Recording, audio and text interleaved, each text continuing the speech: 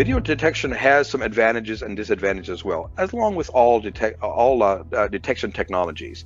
The advantages, it is accurate detection for bicycles, pedestrians, as well as vehicles, which is different than loops. It has flexible zone placement, so if construction adds a lane and you need to move the sensors over, you can still center them in the lane and have lane by lane detection and not have to go with a lot of additional cost to retrofit the new configuration. Disadvantages, it does have a limitation in the range for data collection specifically. It suffers from a thing called occlusion.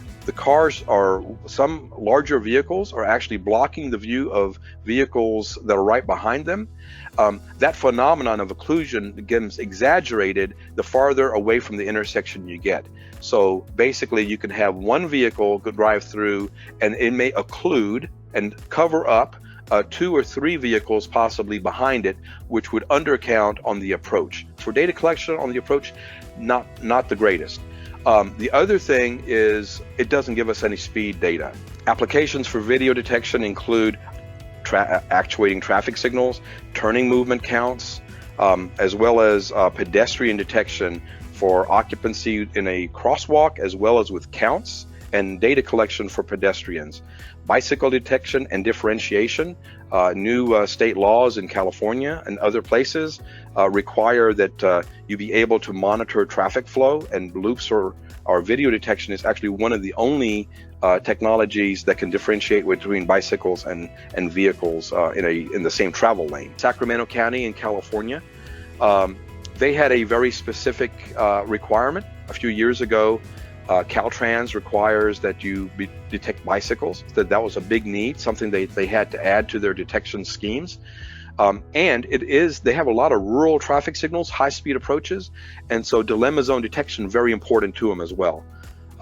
They had an aging infrastructure, so they were in the process of looking at alternatives, limited capabilities of loops, that weren't detecting the bicycles properly anymore, and then the need to add advanced detection was very expensive.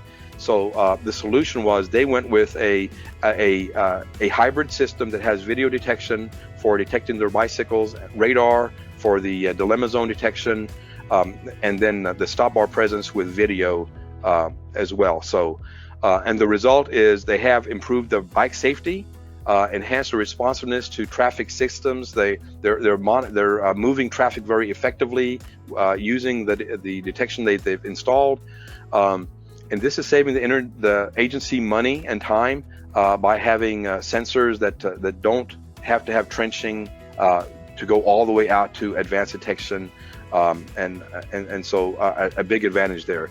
And they're using the video for surveillance as well.